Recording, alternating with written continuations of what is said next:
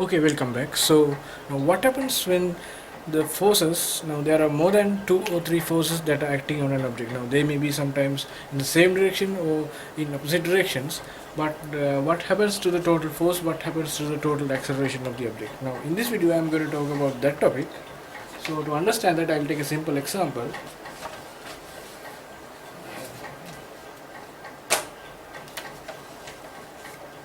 I'll take a plane like this, and object like this, right? Take a plane like this and take an object like this. I'll put some forces to this object. Now I'll actually exert some forces. I'll say this is 4 newtons, 6 newtons, like that. Now there are two forces on this object. Now I'll take another force.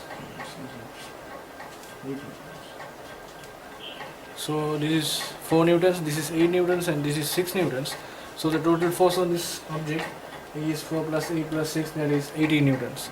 So now this, if selecting this object, thinking this object is initially at rest, u equals 0.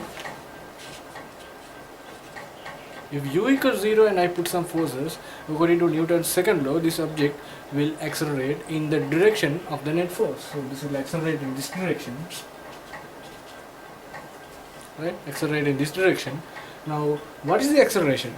Now, you know that F equals ma. Now, if I take the mass of this object as 2 kilograms, right? 2 kilograms. You know that F equals ma. Now, you have the force 4 newtons, you have mass 2 newtons, so you can calculate the acceleration due to the force of 4 newtons. You have the mass 2 kilograms, you have the force 8 newtons, so you can calculate the acceleration due to these 8 newtons. You have the force 6 newton and you have mass of 2 kilograms, so you can calculate the acceleration due to this force 6 newtons. Okay, now you have calculated like that, and then since the accelerations are all the accelerations are in the same direction, you can add them up because acceleration is actually a vector. So now here all the accelerations are in this direction because all the forces are in this direction, so the accelerations will be in the direction of the force. That's according to the Newton's second law. So all the accelerations will be in this direction, so you can adapt the accelerations and find the acceleration. So now what happens when the forces are not in the same direction? Now like this, we have an object like this. It's 2 kilograms, so this is 10 newtons, this is 16 newtons, and this is, will take 7 newtons. Now what happens to the object if you now say the object is initially at rest, u equals 0. So what happens to the object when I exert some forces like this? Now the total force in this direction is 10 plus 16, which is 26 newtons, right? And the total force in this direction is 7 newtons. Right? So the total force in that direction is 26 newtons and the total force in the other direction is 7 newtons. So the net force acting on this object will be 26 minus 7, which is 19 newtons. So 19 newtons will be in this direction. So you can take the masses, you can find the accelerations in the individual components, as well as you can take the final or the net force acting on this object, which is 19 newtons, and then find the acceleration. So there are two methods. So the best way is to find the total force and then find the acceleration, because this will be accelerating this way. This object will be accelerating this way. Alright. So what actually happens is that you can find the acceleration of individual forces, but it's better always to find the net force and then put F equals ma to the system. So this is the concept I have been talking in this lecture. So this is the concept of resultant forces. Resultant forces.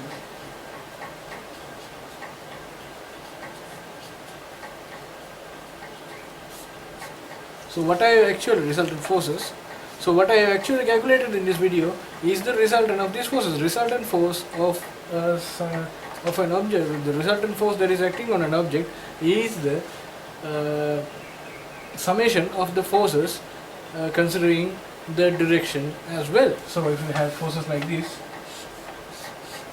say F1 and F2 and F3 in this direction, like this, F1, F2 and F3 in this direction. So the resultant force will be, if I'll take it as Fr, and not only in this video, for the videos hereafter as well, I'll take the resultant force or the net force as Fr. So Fr equals F1 plus F2 plus F3, because all the forces are in the same direction. F1, F2 and F3 are all in this direction, so the net force will be also in this direction. So the net force will be the algebraic sum, F1 plus F2 plus F3. Now this is identical. So the total force is F1 plus F2 plus F3. So this is identical to a system like this. So this is the same mass. I put Fr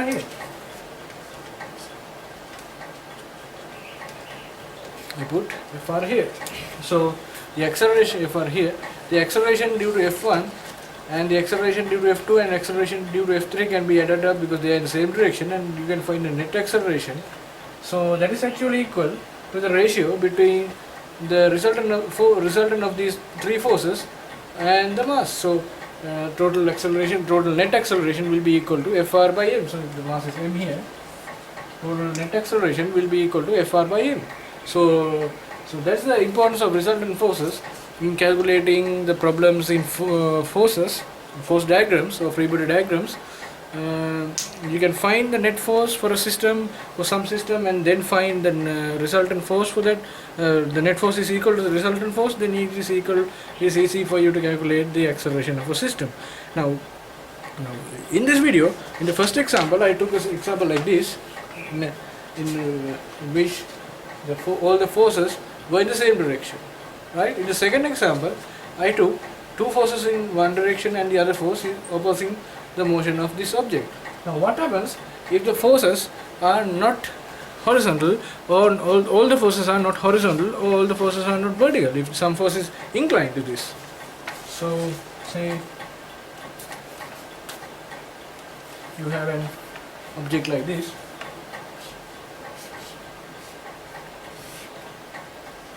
right? You have an object like this. So what happens if I put a force, say I will put 2 newtons here, right? And I put some force, I will call it 6 newtons. 6 newtons, which is 30 degrees inclined to the horizontal. 6 newtons, 30 degrees inclined to the horizontal.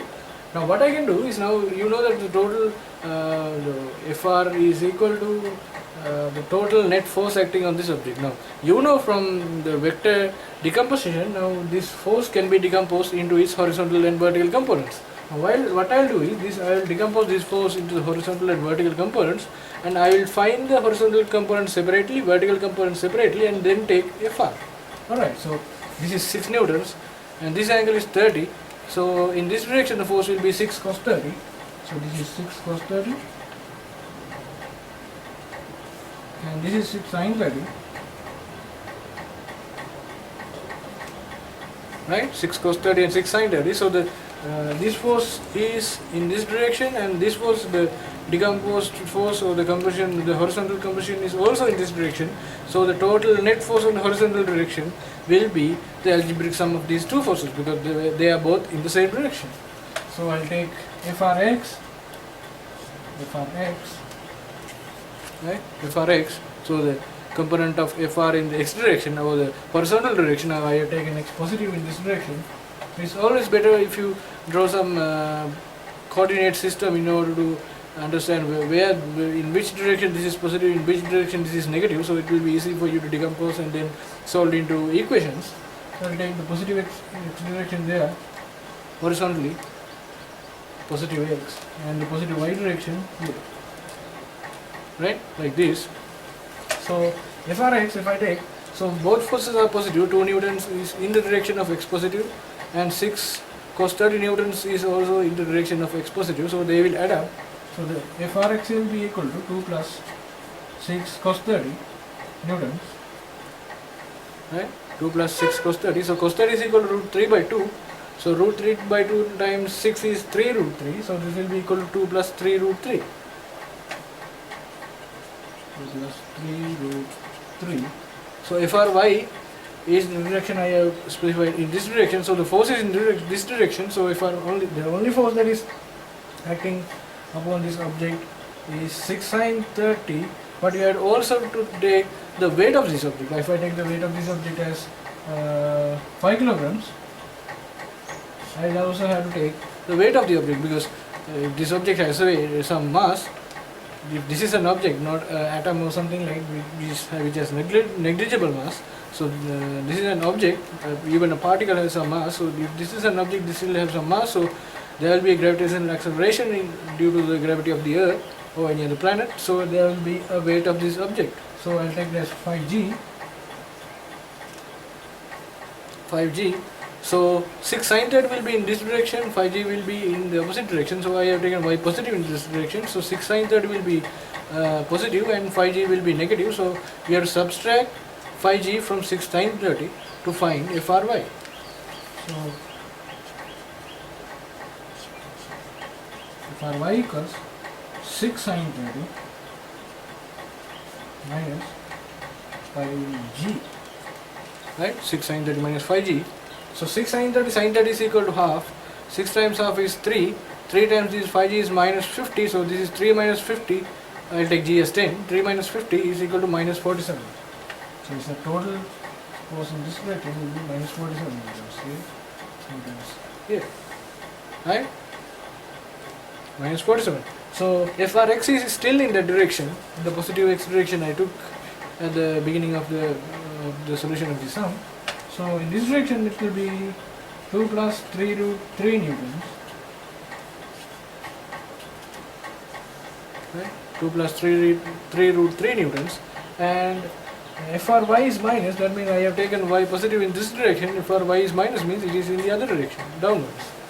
So this is 47 newtons. Right? This is 47 newtons. This is 2 plus 3 root 3 newtons. So Fr is now Fr is now the total force that can be the total net force that can replace these two forces. Now I have decomposed the whole set of forces to a horizontal and vertical direction. So the total net force acting on this object will be the algebraic sum, the sum of the squares of the square of the resultant force of the total net force will be equal to the sum of the squares of the individual components. So that you know from vector decomposition as well. So the total force, the total net force Fr will be this term squared and this term squared. You have to take the addition of these terms or the summation of these terms and the positive square root. So Fr is equal to